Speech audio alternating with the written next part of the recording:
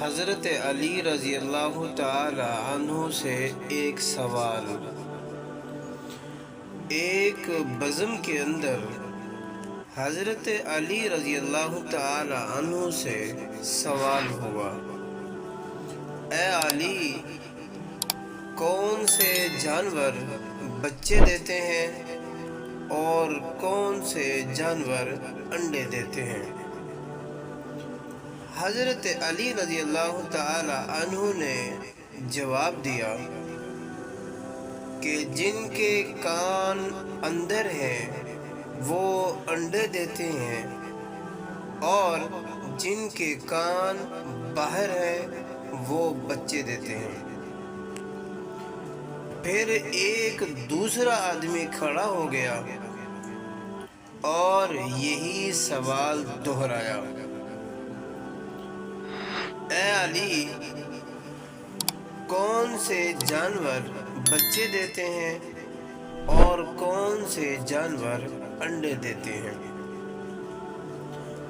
اب سائل بدلا تو حضرت علی رضی اللہ تعالی عنہ نے بھی خیرات بدلی۔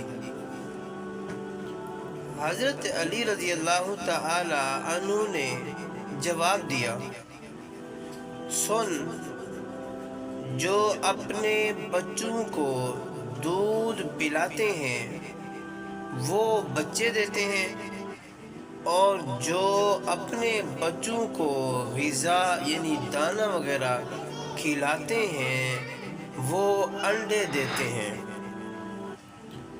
پھر تیسرا آدمی کھڑا ہو گیا اور یہی سوال دہرایا، اے علی، کون سے جانور بچے دیتے ہیں اور کون سے جانور انڈے دیتے ہیں؟